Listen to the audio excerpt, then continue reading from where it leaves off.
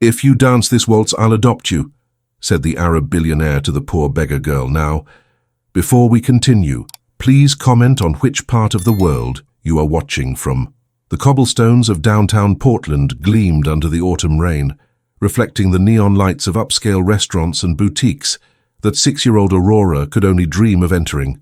Her small hands, roughened by months of street life, clutched a worn cardboard sign that read, "Please help," in childish handwriting. The oversized coat she wore, donated by a kind stranger weeks ago, hung loosely on her frail frame, doing little to shield her from the October chill.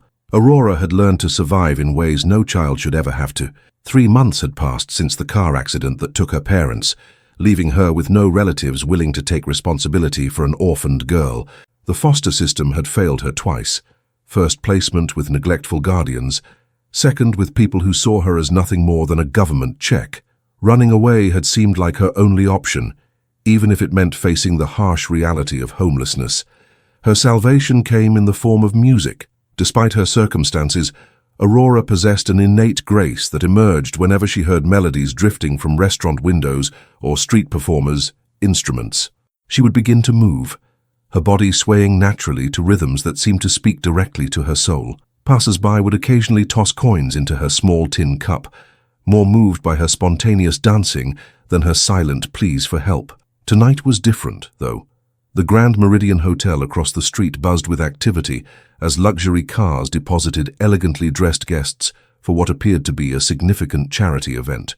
Aurora watched from her usual spot near the fountain, mesmerized by the beautiful gowns and sparkling jewelry that seemed to belong to another world entirely.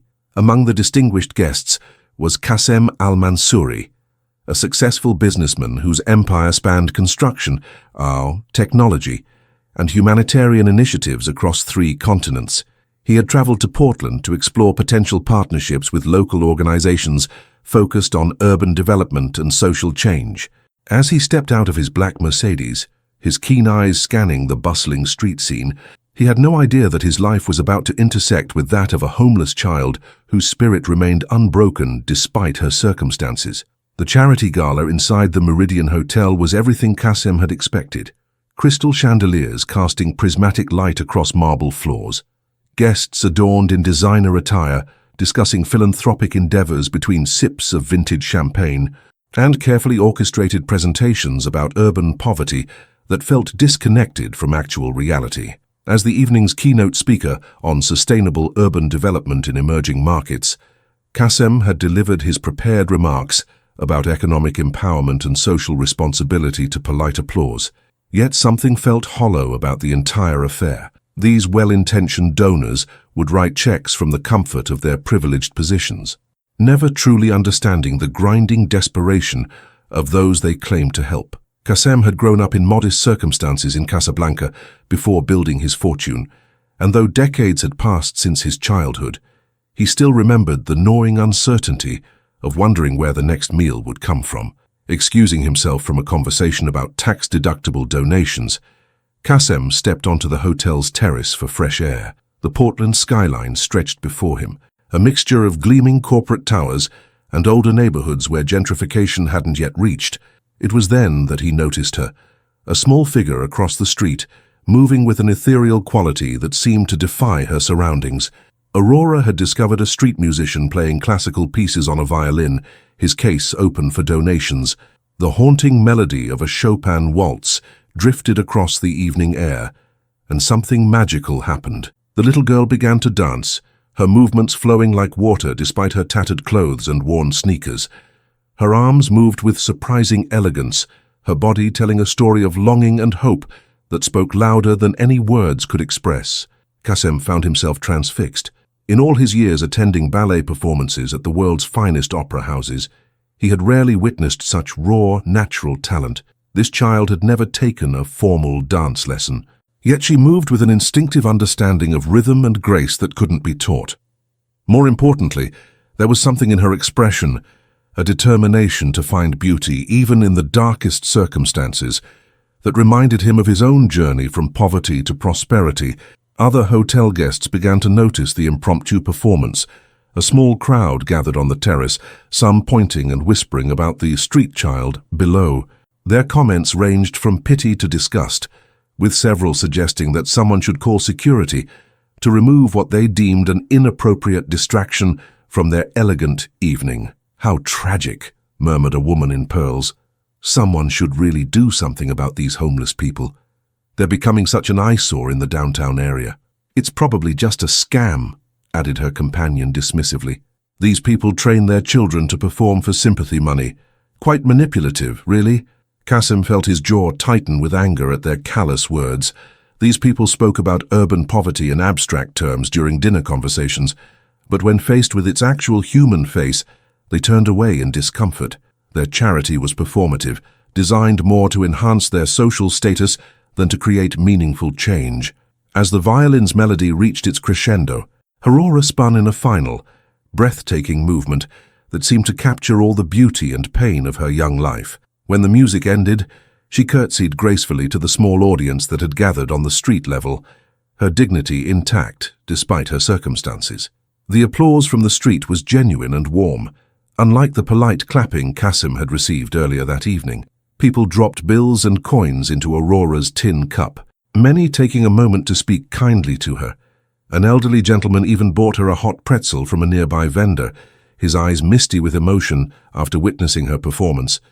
But it was Aurora's response to this generosity that truly captured Qasim's attention. Instead of hungrily devouring the pretzel, she carefully broke it in half and approached another homeless individual, an elderly man who often slept near the fountain. She offered him the larger portion with a shy smile, keeping only enough to satisfy her own hunger. This simple act of compassion from someone who had so little struck Qasim like a lightning bolt. Here was a child who had every reason to be bitter and selfish, yet she chose to share what little she received. In that moment, he saw not just exceptional dancing ability, but exceptional character, the kind of human qualities that couldn't be purchased with all the money in the world. Making an impulsive decision that would change both their lives forever, Qasim excused himself from the gala and made his way down to the street. As he approached Aurora, she looked up at him with wide, intelligent eyes that seemed far too mature for her 6 years. There was no fear in her gaze, only curiosity about this well-dressed stranger who had left the luxury of the hotel to speak with her. "That was beautiful dancing," Qasim said gently, crouching down to her eye level. His English carried a slight accent that made his words sound somehow more sincere than the polished speeches she'd overheard from passing businessmen. "Thank you, sir," Aurora replied politely, her voice soft but clear. "My mama used to say that music lives in everyone's heart. You just have to listen for it." The past tense didn't escape Qasim's notice, nor did the flicker of sadness that crossed her features. "Your mama sounds like a wise woman. Do you dance often?" "When there's music," Aurora answered simply. "It makes people happy, and when people are happy, sometimes they share their happiness with me." Her mature way of expressing herself amazed him. This child had developed a philosophical understanding of human nature that many adults never achieved. She had learned to find joy in bringing joy to others, even when her own circumstances were dire. "Would you like to try dancing to something more challenging?" Qasim asked, pulling out his smartphone. "I have a classical waltz here. It's more complex than what you just danced to." Aurora's eyes lit up with interest, rather than intimidation. "I can try, sir." Mama always said trying is the first step to everything beautiful. As Qasim selected an intricate Viennese waltz from his music library, he found himself making a promise that surprised even him. "If you can dance this entire waltz with the same grace you just showed, I'll adopt you. I'll give you a home, an education, and every opportunity to develop your incredible gift." The words hung in the cool evening air like a challenge to fate itself. Aurora tilted her head, studying his face with those remarkably perceptive eyes, as if trying to determine whether this stranger could be trusted. Around them, the city continued its evening rhythm, unaware that a moment of profound transformation was about to unfold on an ordinary Portland street corner. The music began with a gentle piano introduction, soon joined by strings that painted the evening air with notes of longing and elegance. Aurora closed her eyes for a moment, letting the melody wash over her like a warm embrace. When she opened them again, something had shifted. Her posture straightened with an innate nobility that seemed to emerge from deep within her soul. As the waltz's first movement began, Aurora started to move with a fluidity that defied explanation. Her small feet, clad in worn sneakers with holes in the toes, seemed to float across the uneven pavement as if it were the polished floor of a grand ballroom. Her arms rose gracefully, creating shapes in the air that told a story of dreams and determination. Each turn, each dip, each subtle gesture spoke of a music that lived not just in her ears, but in every fiber of her being. Kassem watched in stunned silence as the child transformed before his eyes. This wasn't just dancing, it was pure artistry, raw and unrefined perhaps, but possessing an emotional depth that years of classical training often failed to achieve. Aurora moved as if the waltz had been written specifically for her, as if she had been born to express its complex emotional landscape through movement. The small crowd that had gathered grew larger, drawn by the extraordinary sight of this homeless child dancing with the passion and precision of a seasoned performer. Business executives paused their phone calls, restaurant servers stepped outside during their breaks, and even the street musician who had unknowingly started this chain of events stopped playing to watch Aurora's interpretation of the classical piece. "My God," whispered a woman who had just exited the hotel, her diamond earrings catching the streetlight. "I've never seen anything like this. Is she professionally trained?" "She's homeless," someone replied quietly, and the revelation sent a ripple of amazement through the gathering crowd. How could someone with no formal training, no proper nutrition, no stable home, possibly move with such extraordinary grace and understanding of complex musical structures? As the waltz entered its second movement, Aurora's dancing became even more nuanced. She seemed to understand instinctively when the music called for restraint and when it demanded passion. During the gentle passages, her movements were soft and contemplative, like a butterfly testing the wind. When the orchestra swelled with dramatic flourishes, her entire body responded with controlled power that spoke of an inner strength forged through adversity. Kassem found himself thinking of his own childhood in Morocco, where his grandmother had taught him that true art came not from privilege, but from the human soul's desperate need to create beauty in the face of hardship. His grandmother had been a seamstress in the Medina, creating intricate embroidery patterns that told stories of love, loss, and hope. She had no formal training, no expensive materials, yet her work possessed a beauty that expensive gallery pieces often lacked. "Art is the language the heart speaks when words are not enough," she had told him once, her weathered fingers working delicate gold thread into a prayer shawl. "The richest person can buy the finest paintbrush, but they cannot buy the hunger to create that lives in a poor person's heart." Watching Aurora now, Kassem understood his grandmother's wisdom in a new way. This child had learned to speak the language of movement because she needed to express something that mere words could never capture. Her resilience, her hope, her refusal to let circumstances define her worth. The waltz reached its most technically challenging section, a series of rapid turns and intricate steps that would test even an experienced dancer. Without hesitation, Aurora launched into the sequence, her body responding to the music's demands with breathtaking precision. She stumbled once, briefly, as her worn shoe caught on a loose cobblestone, but she incorporated the near fall into her dance, transforming what could have been a mistake into a moment of vulnerability that made her performance even more emotionally powerful. Tears began to stream down several observers' barren faces. A successful lawyer who had just left the charity gala found herself thinking of her own comfortable life and wondering when she had last felt the kind of pure, unfiltered passion that this child was displaying. A young couple holding hands squeezed each other tighter, moved by the demonstration of how beauty could emerge from the most unlikely circumstances. As the final movement of the waltz began, Aurora's dancing reached an almost transcendent quality. She was no longer a homeless child performing for coins. She was an artist, telling the story of every person who had ever dared to dream beyond their circumstances. Her movements spoke of struggle and triumph, of loss and hope, of the fundamental human capacity to find light in the darkest places.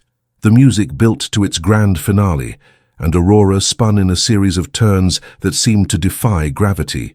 Her arms were extended like wings, her face tilted upward toward the stars, and for a moment she appeared to be dancing not on a city street, but on clouds, suspended between earth and heaven by the sheer force of her artistic expression.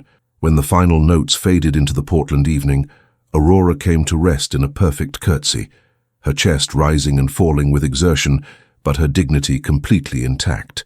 The silence that followed lasted several heartbeats, as if the entire crowd needed a moment to process what they had just witnessed. Then the applause began, not polite, restrained clapping, but thunderous appreciation that echoed off the surrounding buildings. People cheered, whistled, and many openly wept. Bills and coins rained into Aurora's tin cup, but more importantly, something had shifted in the hearts of everyone present. They had witnessed proof that human potential exists in the most unexpected places, that talent and grace are not the exclusive domain of the privileged. Kassem stood frozen, overwhelmed by the magnitude of what he had just witnessed and the promise he had made. In his years of business dealings across continents, he had learned to be cautious with his commitments, to carefully consider the implications of every decision. Yet here he was, having pledged to adopt a child he had known for less than an hour, based on a single dance performance on a city street. But as he looked at Aurora, who was graciously thanking each person who contributed to her cup with the same dignity she might have shown to royalty, he realized this wasn't an impulsive decision. It was recognition of something extraordinary that demanded response. This child possessed not just remarkable talent, but the kind of character that couldn't be taught or purchased. "Sir?"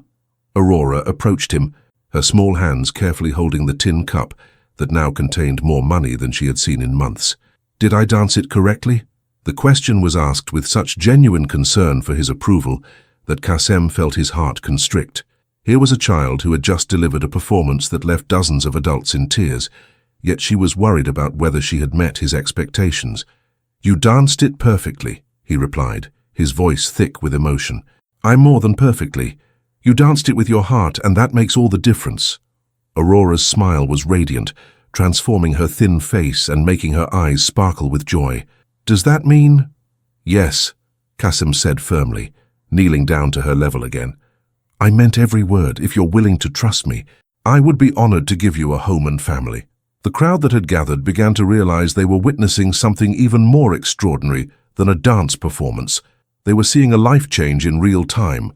Some pulled out phones to capture the moment, while others simply stood in respectful silence, understanding they were present for something sacred. "But sir," Aurora said carefully, "I don't know anything about being in a family. What if I don't do it right?" Her honesty was heartbreaking. This child had been failed by every system meant to protect her, yet she was worried about disappointing someone who was offering her hope. Kassem realized that healing her would require more than providing material comfort. It would demand patience, understanding, and unconditional love. "Families aren't about doing things right," he explained gently. "They're about learning and growing together. I've never been a father before, so we'll both be figuring it out as we go." A police officer who had been called to investigate reports of a disturbance arrived on the scene, expecting to find a problem that needed solving. Instead, he discovered a crowd of peaceful, emotional people surrounding a well-dressed businessman and a homeless child engaged in what appeared to be a profound conversation. "Is everything all right here?" Officer Martinez asked, his hand instinctively moving away from his radio as he assessed the situation. Several bystanders quickly explained what had transpired, their words tumbling over each other in excitement. The officer listened with growing amazement as they described Aurora's performance and Kassem's promise of adoption. He had worked this beat for 5 years and had encountered Aurora many times, always impressed by her politeness and resilience despite her circumstances. "Is this what you want, sweetheart?" Officer Martinez asked Aurora directly, crouching down to her eye level with the practiced ease of someone accustomed to talking with children. "You don't have to go anywhere you don't want to go." Aurora looked between the officer and Kassem, her mature eyes carefully studying both men. "He seems kind," she said finally, "and he listened to the music the same way I do, with his whole heart. I think Mama would say that's a good sign." The reference to her deceased mother brought fresh tears to several observers. "Eyes." Officer Martinez nodded thoughtfully, then turned to Kassem. "Sir, I'm going to need to see some identification, and we'll need to contact Child Services to ensure this is handled properly. Adoption isn't something that can happen overnight, even under extraordinary circumstances like these." Kassem nodded, understanding completely. "Of course, I want everything done legally and properly. Aurora deserves that security." He pulled out his wallet and handed over his passport and business cards. "I'm staying at the Four Seasons downtown. My assistant can provide references. financial documentation, whatever is needed. As Officer Martinez reviewed Qasem's credentials, his eyebrows rose. The man was clearly legitimate. International businessman, philanthropist, with addresses in London, Dubai, and New York. His passport showed extensive travel, much of it to countries where his charitable foundation operated schools and medical clinics. "Mr. Al-Mansouri," the officer said respectfully, "this is highly unusual. Are you certain you understand what you're committing to? Adoption is a lifetime responsibility, not a charitable gesture." "Officer Martinez," Qasem replied, reading the man's name badge. "I've built schools for children I've never met, funded medical treatments for families I'll never know, and donated millions to causes I believe in. But I've never encountered a single person who demonstrated more clearly that they deserve every opportunity life can offer. This isn't charity. This is recognition of extraordinary potential that would be criminal to waste." The crowd murmured its agreement, several people stepping forward to volunteer as witnesses to what they had observed. A woman introduced herself as a retired teacher who had taught dance for 30 years, offering to provide testimony about Aurora's remarkable natural ability. A businessman handed Qasem his card, explaining that he served on the board of several educational foundations and would be happy to help with resources for Aurora's development. Aurora watched this outpouring of support with wonder. For months, she had been invisible to most people, someone they stepped around or looked through. Now, suddenly, strangers were advocating for her future, offering help to ensure she received the opportunities her talent deserved. "There's going to be paperwork," Officer Martinez explained to both Aurora and Qasem. "Background checks, home studies, court hearings. The process could take months." "What happens to Aurora during that time?" Qasem asked, his protective instincts already engaged. "Typically, she'd be placed in temporary foster care while the adoption process moves forward." Aurora's face fell slightly. She had experienced foster care before, and the memories were not pleasant. Sensing her distress, Qasem made another spontaneous decision that would later prove crucial to their bonding process. "Officer, I'd like to arrange for Aurora to stay in a comfortable hotel room with a professional caregiver while we navigate the legal requirements. I'll cover all expenses and ensure she receives proper medical care, nutrition and educational assessment. Would that be acceptable as a temporary arrangement?" The next morning, Aurora woke up in a bed softer than any cloud she had ever imagined. For a moment, she lay perfectly still, afraid that movement might break whatever spell had transported her from the cold streets to this warm, safe room at the Four Seasons Hotel. Sunlight streamed through enormous windows that offered a view of the city that looked entirely different from this height, cleaner, more hopeful, full of possibilities she had never dared to consider. Mrs. Eleanor Hartwell, the professional caregiver Qasem had arranged, sat quietly in a nearby chair, reading a book and occasionally glancing over to ensure Aurora was resting peacefully. At 63, Mrs. Hartwell had spent 4 decades working with children from difficult circumstances, but she had never encountered a case quite like this one. The businessman who had hired her services had been explicit about treating Aurora with the utmost respect and care, providing her with choices rather than decisions made on her behalf. "Good morning, dear," Mrs. Hartwell said gently when she noticed Aurora was awake. "How did you sleep?" "Like I was floating," Aurora replied honestly, sitting up carefully on the massive bed. "Is this real, or am I still dreaming?" Mrs. Hartwell's heart ached at the question. She had seen too many children who had learned to protect themselves by expecting disappointment, who couldn't quite believe when good things happened because their experience had taught them that such moments were usually temporary. "It's real, sweetheart. Mr. Al-Mansouri has arranged for you to stay here while the lawyers work out the details of making you a family. Are you hungry? We can order anything you'd like for breakfast." The concept of ordering anything was foreign to Aurora, who had spent months grateful for day-old bread and occasional acts of kindness from restaurant workers. She studied the room service menu that Mrs. Hartwell offered, her eyes wide at the descriptions of foods she had only heard about in conversations she'd overheard from passing pedestrians. "Could I have pancakes?" she asked tentatively, "and maybe some orange juice?" "Of course, dear. Would you like bacon or sausage with that? Fresh fruit? Perhaps some hot chocolate as well?" Each suggestion seemed to amaze Aurora more. She nodded eagerly, then suddenly stopped. "Mrs. Hartwell, this must cost a lot of money." Are you sure Mr. Kassem can afford it? The question revealed both Aurora's considerate nature and her lack of understanding about Kassem's financial situation. Mrs. Hartwell smiled reassuringly. He can absolutely afford it, dear, and more importantly, he wants you to have everything you need to be healthy and happy. While they waited for breakfast to arrive, Mrs. Hartwell helped Aurora explore the hotel room's amenities. The bathroom was larger than most of the spaces Aurora had slept in during her months on the streets, complete with a bathtub deep enough to swim in and towels fluffier than the coat she had been wearing. The closet contained clothing that Kassem had arranged to be purchased and delivered during the night, items in Aurora's size, carefully chosen to be both comfortable and appropriate for a young girl beginning a new life. He thought of everything, Aurora marveled, running her fingers over a soft purple sweater that was exactly the kind of thing she had admired in store windows, but never dreamed of owning. Mr. Al-Mansouri seems to be a very thoughtful man, Mrs. Hartwell agreed. He's arranged for a doctor to come see you this afternoon, just to make sure you're healthy after your time on the streets.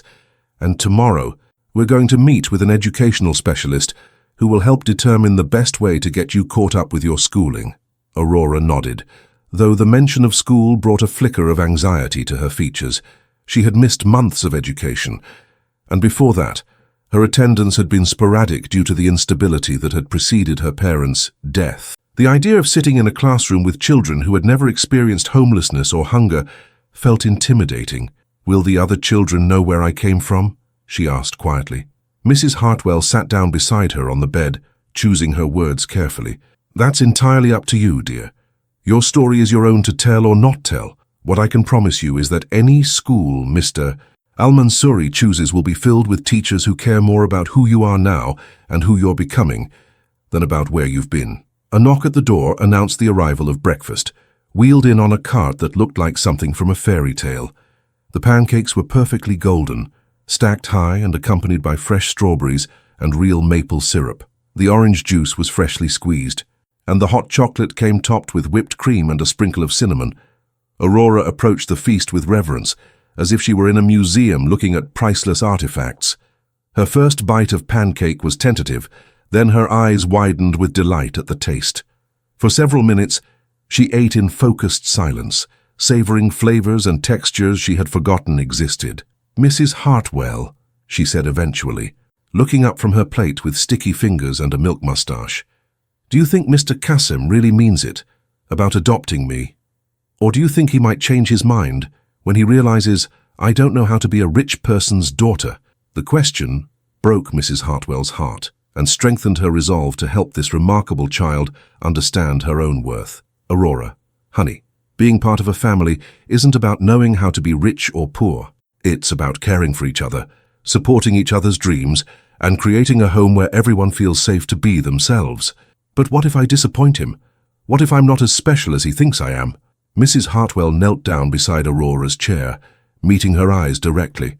"Sweetheart, last night dozens of people watched you dance, and every single one of them was moved to tears by your talent and your spirit. That kind of gift doesn't disappear just because you move from the street to a nice home. If anything, having stability and support will help you shine even brighter." Aurora considered this carefully while finishing her breakfast. She was a child who had learned to think deeply about adult concepts, to analyze situations from multiple angles as a survival mechanism. The idea that her circumstances might enhance rather than diminish her abilities was both hopeful and terrifying.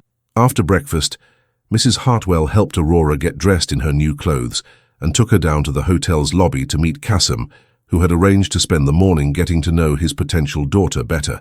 When the elevator doors opened, Aurora gasped at the grandeur of the Four Seasons at main floor, marble columns, crystal chandeliers, and an atmosphere of quiet elegance that felt like stepping into a different world. Kassem was waiting near the concierge desk, looking less formally dressed than he had the night before, but no less distinguished. When he saw Aurora, his face lit up with genuine warmth and pleasure. She was clean, well-fed, and wearing clothes that fit properly, but more importantly, she looked rested and hopeful in a way that made his decision to adopt her feel like the most natural thing in the world.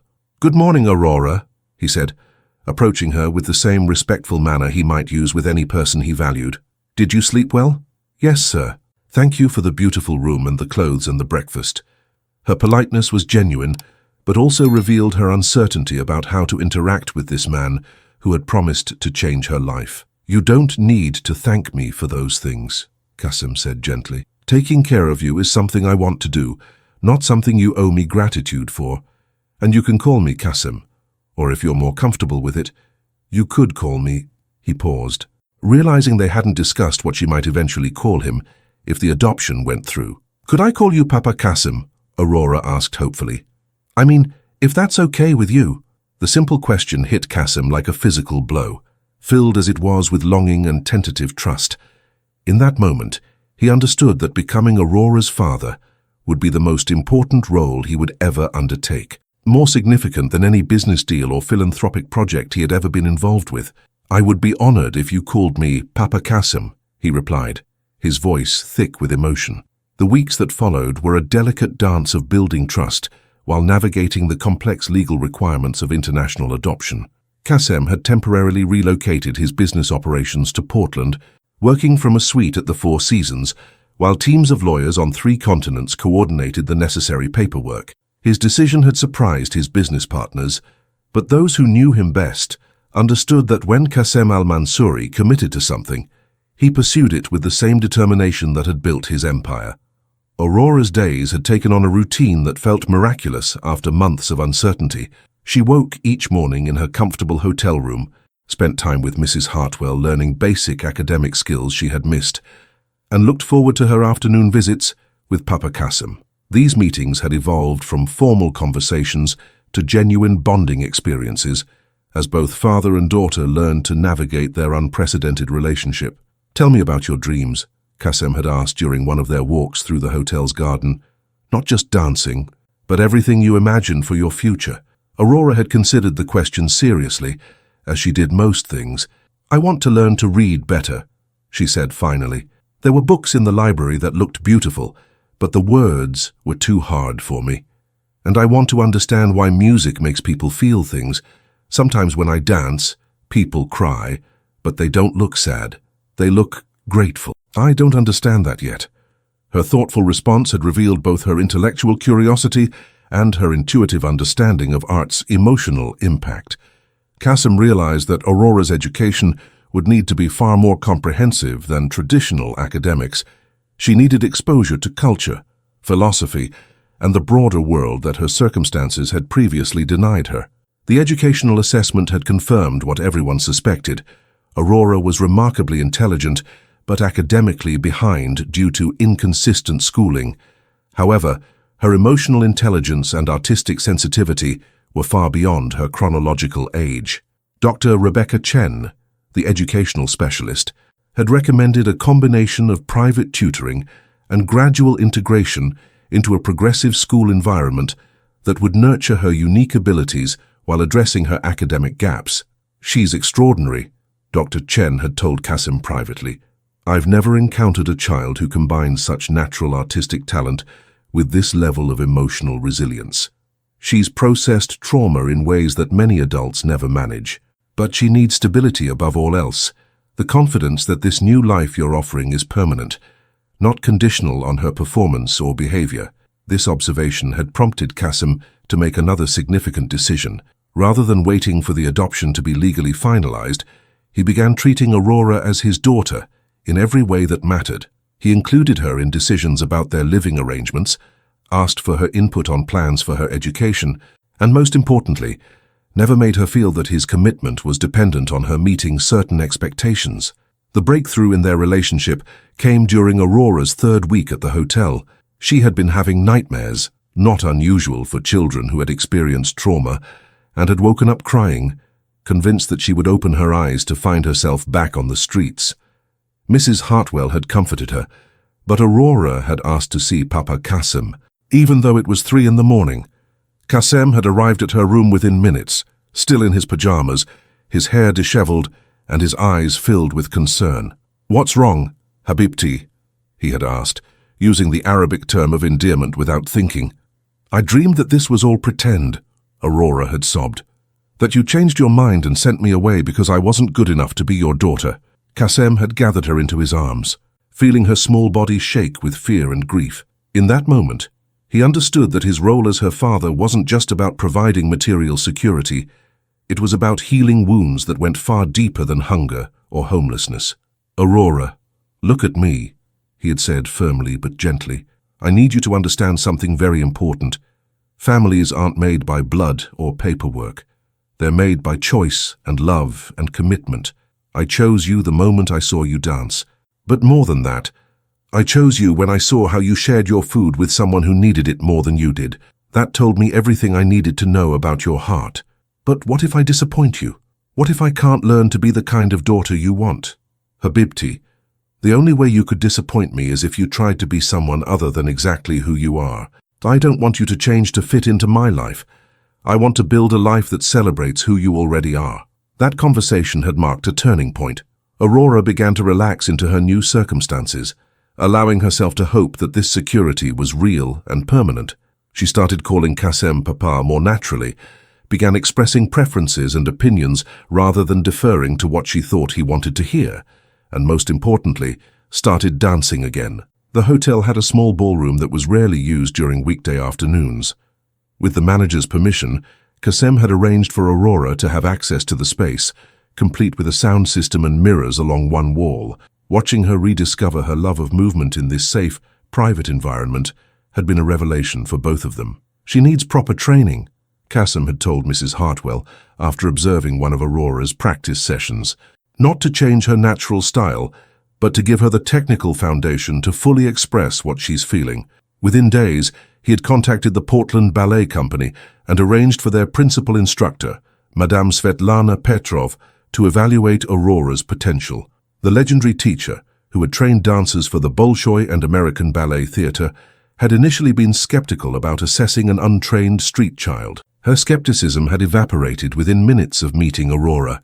"This child has what cannot be taught," Madame Petrov had announced, after watching Aurora move through a simple routine. "She has music in her bones, stories in her muscles. With proper training, she could dance on any stage in the world." But the ballet instructor had also identified something concerning. "She dances like someone who expects to be stopped at any moment," Madame Petrov had observed. "She holds back, even in her most passionate movements.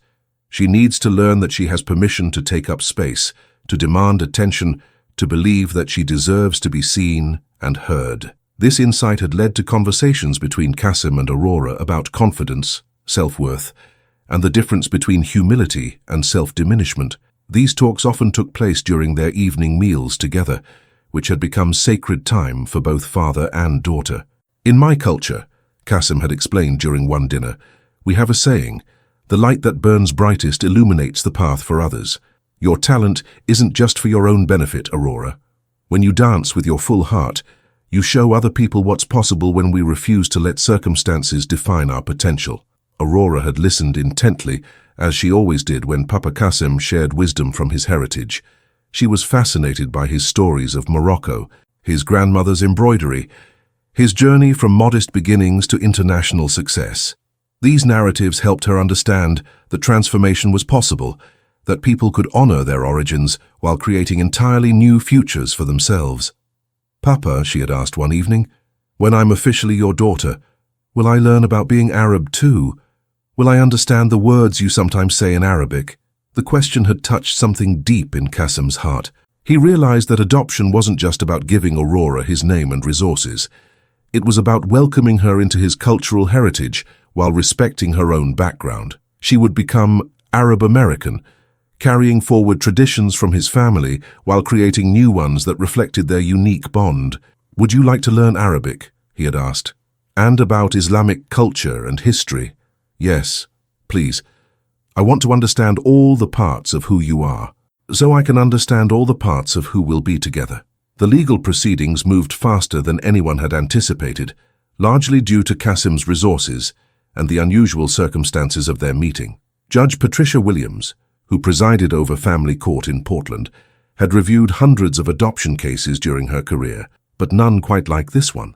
The file contained witness statements from dozens of people who had observed Aurora's street performance, character references for Kassem from international business leaders and humanitarian organizations, and psychological evaluations that painted a picture of two individuals uniquely suited to become family. Mr. Al-Mansouri, Judge Williams had said during their first court appearance, "I've read the reports, but I need to hear from you directly.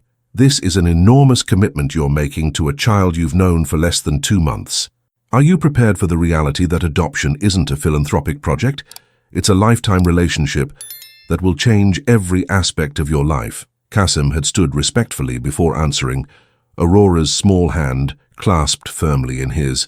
"Your Honor, I've spent 15 years building businesses and funding charitable projects around the world. I thought I understood what it meant to make a meaningful impact on people's lives. But watching Aurora dance that night taught me something I hadn't realized before. True transformation happens not when we change others, but when we allow ourselves to be changed by recognizing extraordinary potential in unexpected places." He had paused, looking down at Aurora, who was dressed in a simple blue dress and listening to every word with the same intense focus she brought to music. "Aurora doesn't need me to save her. She saved herself through months of surviving on the streets while maintaining her dignity, her kindness, and her artistic spirit. What she needs from me is stability, support, and the resources to develop gifts that could inspire thousands of other people. I'm not adopting her to change her life. I'm asking to be part of the life she's already courageously creating." Judge Williams had then turned to Aurora, speaking in the gentle but serious tone she reserved for children facing life-altering decisions. "Aurora, adoption means that Mr. Al-Mansouri would become your legal father, with all the rights and responsibilities that entails. It also means that you would become his legal daughter, with the security and opportunities that provides. Do you understand what that means?" "Yes, Your Honor," Aurora had replied clearly. "It means we choose to be family, not because we have to, but because we want to take care of each other." "And is that what you want?" Aurora had looked up at Qasim, her eyes filled with trust and affection. "Papa Qasim makes me feel safe to be myself. When I dance now, I don't dance because I'm hungry or scared. I dance because I'm happy, and because I want to share that happiness with him and with other people. I want to be his daughter, and I want him to be my papa, forever." The sincerity in her voice had moved several people in the courtroom to tears, including Judge Williams herself. After reviewing the extensive background checks, home studies, and recommendations, she had scheduled the final adoption hearing for the following month. During the weeks leading up to that hearing, Aurora and Qasim had made several important decisions together. They would relocate to New York City, where Qasim's primary residence offered better educational and cultural opportunities for Aurora's development. She would attend the prestigious Cathedral School, known for its individualized approach to gifted students, while continuing her ballet training with the School of American Ballet. Perhaps most significantly, they had decided that Aurora would begin performing again, not on street corners for survival, but on stages where her talent could be properly showcased and appreciated. Madame Petrov had arranged for Aurora to audition for the Young Performers Showcase at Lincoln Center, an annual event that featured the most promising young artists from across the country. "Are you nervous about performing for such an important audience?" Mrs. Hartwell had asked as they prepared for the move to New York. "A little," Aurora had admitted. "Thanks, but Papa Qasim taught me something important. He said that when you perform from love instead of fear, the audience feels the difference. When I was on the streets, I danced because I was afraid of being hungry. Now I dance because I'm grateful to be alive and because I want to show other people that beautiful things can happen even when life seems impossible." The wisdom in her words revealed how much Aurora had grown during their time together. She was no longer the frightened, hungry child who had danced for coins on Portland street corners. She had become a confident young artist who understood that her gift carried responsibility, the responsibility to inspire others who might be struggling with their own difficult circumstances. The adoption hearing itself was surprisingly emotional for everyone involved. Judge Williams had invited several of the witnesses from Aurora's original street performance to attend, turning what was typically a routine legal proceeding into a celebration of transformation and hope. Officer Martinez was there, along with the violin player whose music had provided the soundtrack for Aurora's life-changing dance. The hotel manager who had allowed Aurora to practice in the ballroom attended, as did Dr. Chen and Madame Petrov. "Before I finalize this adoption," Judge Williams had announced, "I want to say something to both of you. In my 20 years on this bench, I've seen many families created through legal proceedings, but I've rarely witnessed such clear evidence that two people were meant to find each other. Mr. Al-Mansouri, you've demonstrated that true wealth lies not in what we accumulate, but in what we choose to nurture. And Aurora, you've shown all of us that resilience, talent, and grace can flourish under the most challenging circumstances. She had raised her gavel, then paused for one final moment. By the power vested in me by the state of Oregon, I hereby declare this adoption final. Mr. Qasim Al-Mansouri, meet your daughter. Aurora Al-Mansouri, meet your father. The courtroom had erupted in applause as Aurora threw her arms around Qasim's neck, both of them crying tears of joy and relief. In that moment, the scared homeless child and the successful businessman had officially become what they had already been in their hearts for months: family. 6 months later, Aurora Al-Mansouri stood on the stage at Lincoln Center, preparing for what would be her New York debut. The audience of 800 people included some of the most influential figures in the dance world, philanthropists who supported the arts, and families of the other young performers. But in the third row, center section d'histoire sat the person whose opinion mattered most, Papa Qasim, his eyes shining with pride and anticipation. The transformation in Aurora's life had been remarkable, but it hadn't been without challenges. Adjusting to elite private school had required patience from both Aurora and her teachers, as she caught up academically while navigating the social dynamics of children from wealthy families. Some classmates had been curious about her background, others had been kind, and a few had been unkind in the way that privileged children sometimes were when confronted with experiences outside their understanding. "Why do you talk so formally?" one girl had asked during Aurora's first week at Cathedral School, "and why do you eat your lunch so slowly, like you're afraid it might disappear?" The questions had stung because they highlighted differences Aurora was still learning to see as strengths rather than deficiencies. It had taken several conversations with Papa Qasim and her school counselor to help Aurora understand that her experiences had given her wisdom and empathy that many of her peers hadn't yet developed. "Your classmates aren't trying to hurt you," Qasim had explained during one of their evening talks. "They're just encountering perspectives they've never considered before. You have an opportunity to teach them about resilience, gratitude, and the importance of not taking opportunities for granted." Gradually, Aurora had found her place at Cathedral School. Her academic progress had been swift once she felt secure in her environment, and her teachers had been amazed by her insights during literature discussions and her thoughtful questions during history lessons.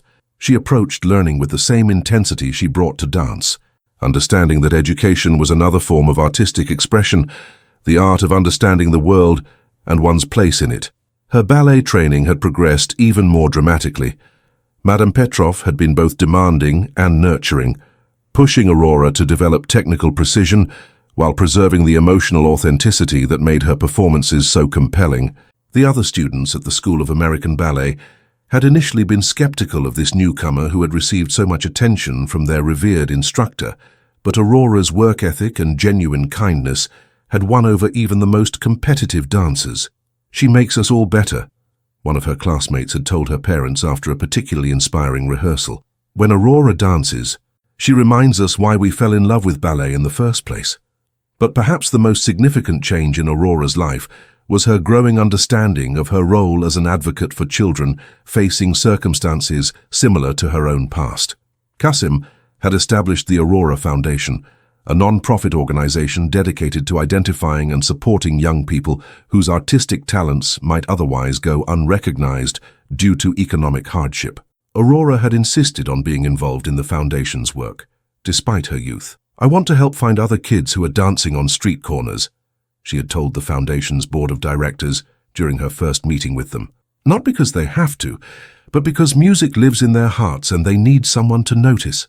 Her involvement had led to the foundation's signature program, street talent scouts who worked in urban areas across the country, identifying young performers and connecting them with resources for training as education and support. In just 6 months, the program had discovered and assisted 47 young artists, many of whom had never imagined that their talents could lead to opportunities for education and career development. Now, as Aurora prepared for her Lincoln Center performance, she carried with her not just her own dreams, but the hopes of every child who had ever felt invisible, every young person who had ever wondered if their talents mattered, every individual who had ever needed someone to believe in their potential.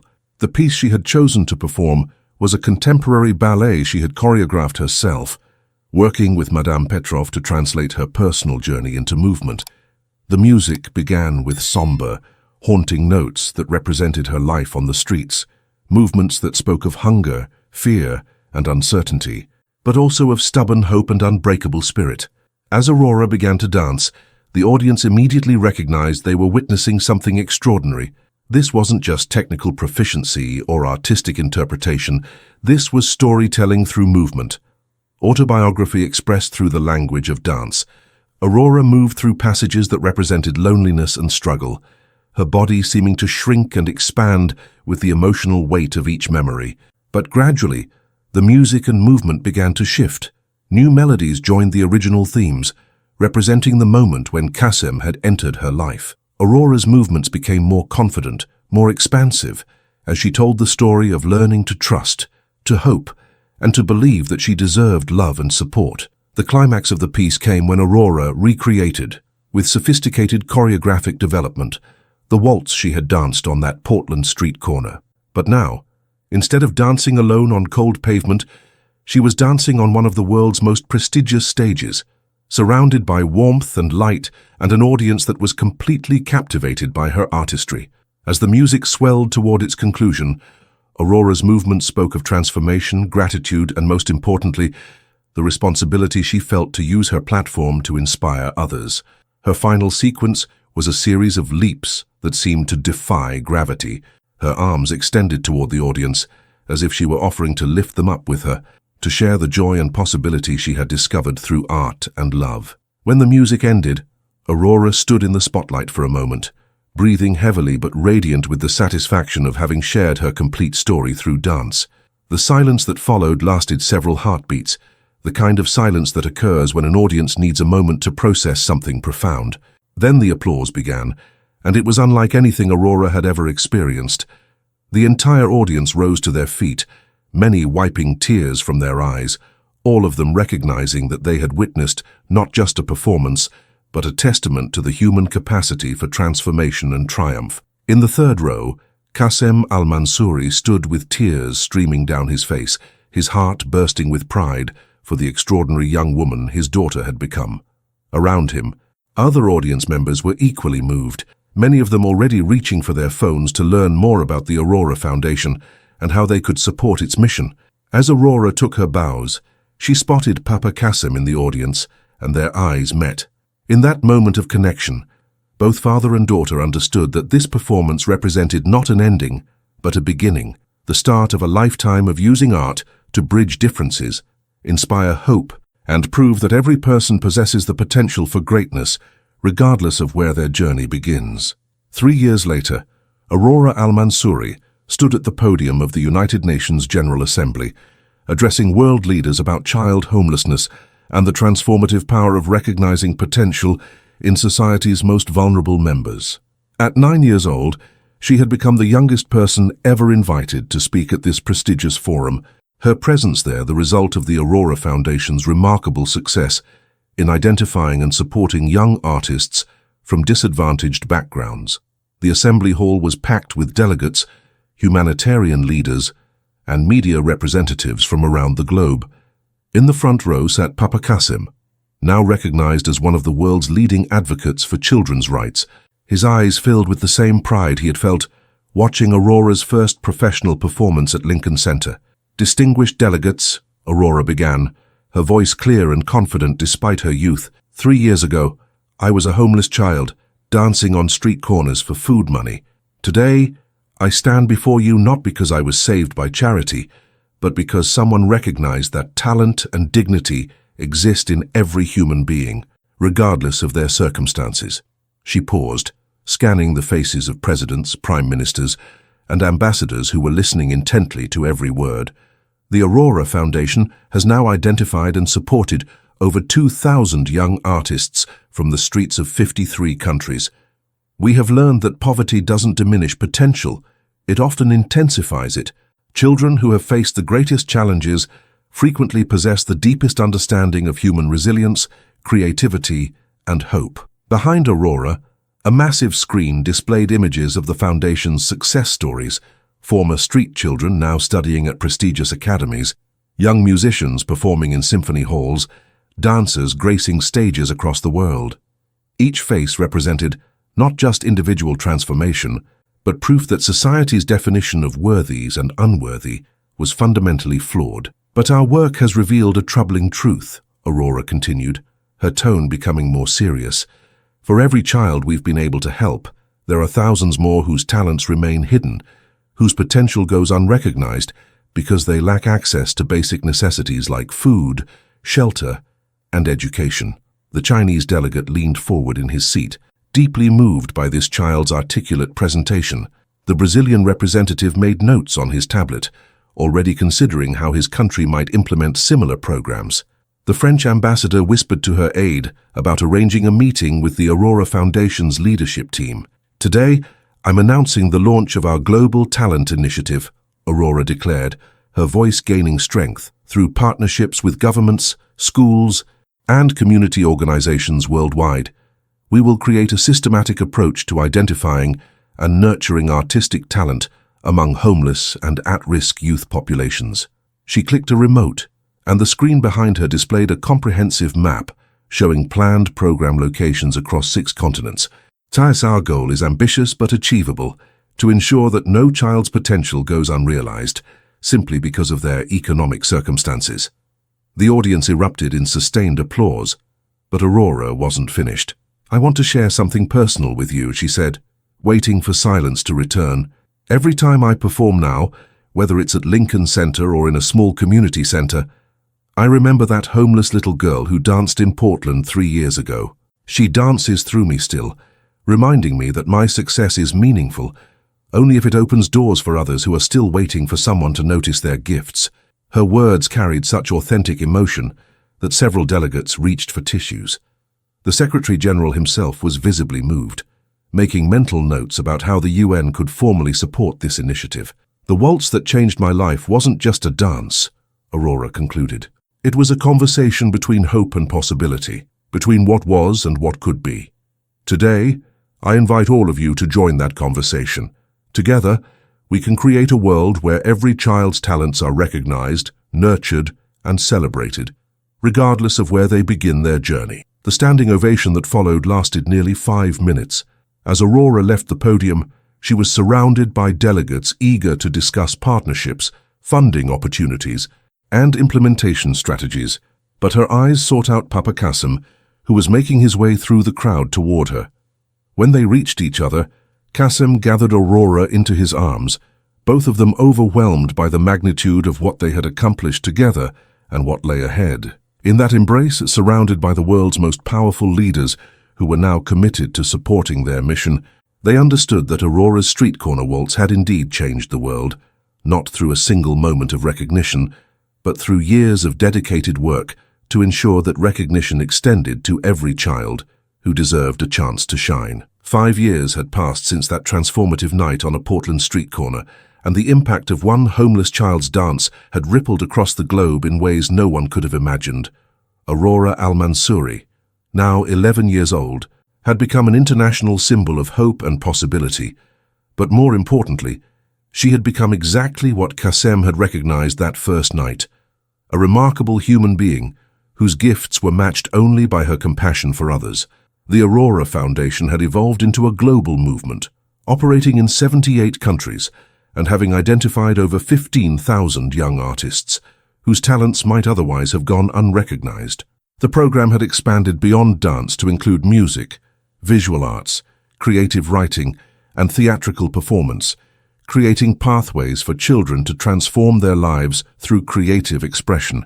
Aurora herself had continued to grow as both an artist and an advocate. Her performances now regularly sold out venues across the world, with proceeds supporting the Foundation's expanding programs. She had been featured on magazine covers, interviewed by international media, and honored by organizations ranging from UNICEF to the Kennedy Center.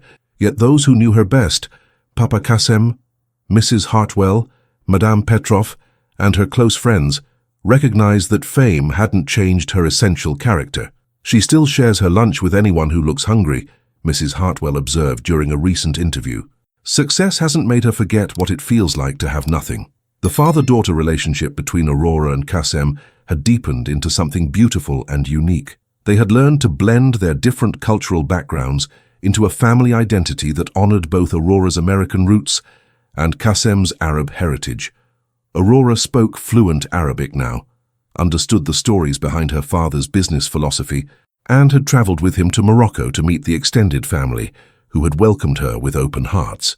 "Papa always tells me that our family wasn't made by accident or biology," Aurora had explained to a documentary filmmaker. "We were made by choice, by recognizing something special in each other, and by deciding every day to keep choosing each other. That's taught me that love isn't something that just happens to you. It's something you actively create through how you treat people." Their home in Manhattan had become a gathering place for young artists from around the world. Former street children who had been supported by the foundation often visited, sharing meals and stories with Aurora and Kassem, creating an extended family bound together by shared experiences of transformation and hope. But perhaps the most significant measure of their success was the letter Aurora had received the previous week from a 13-year-old girl in Mumbai whose dance video had been discovered by Aurora Foundation scouts. The girl wrote, "Dear Aurora, I used to dance in the train stations because my family needed money for food. Now I dance because I love it, and because watching your story taught me that dancing can be a way to dream about the future instead of just surviving the present. Thank you for showing me that girls like us can become anything we choose to become." As Aurora read that letter to Papa Kassem over their evening meal, both of them understood that this was the true measure of their impact, not the international recognition or the prestigious awards, but the knowledge that somewhere in the world, children were discovering their own worth through programs inspired by Aurora's journey. "Do you ever think about that night in Portland?" Kassem had asked her recently as they walked through Central Park, their evening ritual that had replaced the hotel garden strolls of her early days in his care. "Every day," Aurora had replied thoughtfully, "but not in a sad way anymore. I think about how scared I was, but also how brave I was to keep dancing even when I didn't know if anyone was watching. And I think about how you could have just given me money and walked away, but instead you saw something in me that I didn't even know was there." "You're wrong about one thing, Habibti," Kassem had said, using the Arabic endearment that had become his special name for her. "You knew exactly what was there. You just needed someone to confirm that you weren't imagining it." Their story had become proof that transformation was possible at any age, under any circumstances, when people chose to see potential rather than problems, possibilities rather than limitations. The homeless child and the businessman had both been changed by their encounter with each other, creating a family and a mission that continued to inspire people around the world to look more carefully at those society often overlooked. Aurora's story proves that extraordinary potential exists in the most unexpected places, waiting for someone to recognize and nurture it. Right now, in your own community, there are children whose talents could change the world, if only someone took the time to notice. You don't need to be a billionaire to make a difference. You can volunteer at local community centers, support arts programs in underserved schools, or simply pay attention to the young people around you who might be struggling but still dreaming. Every child deserves the chance that Aurora received, the opportunity to discover that their gifts matter and their dreams are valid. The next time you see a young person performing on the street, busking in a subway station, or showcasing their talents in unexpected places, remember Aurora's story. Take a moment to really watch, to listen, to see the person behind the performance. Your recognition, your encouragement, your willingness to help might be exactly what transforms their survival into success, their necessity into opportunity. Contact local schools, community organizations, and youth programs in your area. Ask how you can support young artists who need resources, mentorship, or simply someone who believes in their potential. Share Aurora's story with others who might be inspired to look beyond circumstances and see possibilities, because somewhere in your city, there's a child dancing not just for coins, but for hope, and your attention, your support, your belief in their worth could be the beginning of their own transformation story. The waltz of change begins with a single step, and that step could be yours.